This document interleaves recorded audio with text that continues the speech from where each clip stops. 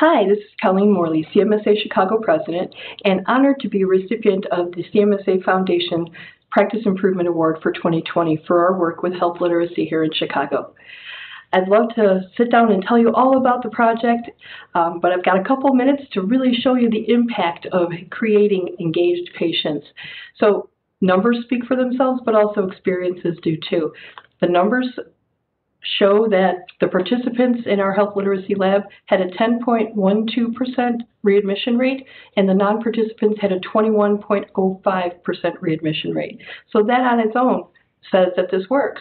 But let's talk about some of the patients that came through and really benefited from going through the experience. First, we have Jane. Jane was a new diagnosis of CHF. This was her third readmission in 2 months.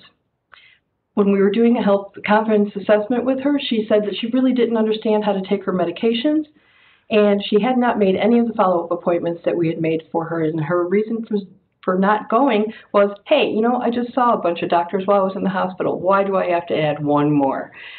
So we went through the whole health literacy lab experience with her. She sat down with pharmacists, she sat down with an advanced practice nurse, really understood the importance of taking her medications the way that they needed to be taken, and also following up with the physicians and the other restrictions that she had. And the comment that she made after she finished that experience was that the health literacy lab really made her feel like she was back in control and gave her, quote unquote, hope to live a normal life, which was great feeling for everybody who was involved in that, but most importantly, empowered her to make sure that she could continue to live life on her own terms.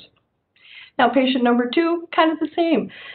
John's had CHF for quite some time. This was his 4th readmission in 8 weeks. When he came in, we did our health confidence assessment with him, and he scored himself a 10 out of 10. He said he knew how to take care of himself, and then I pointed out to him that he'd been readmitted 4 times in 8 weeks and something wasn't going right.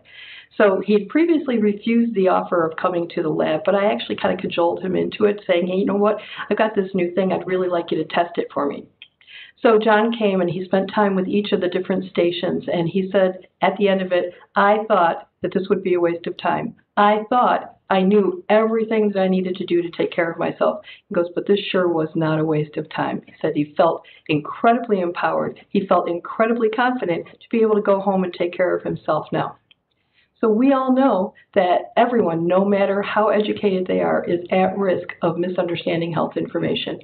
We also know that patients who are engaged have better outcomes and experiences. So the Health Literacy Lab was an opportunity to create better engaged patients, to create those outcomes and experiences for them. Thanks for your time today, and have a great Tell Me Something Good Tuesday.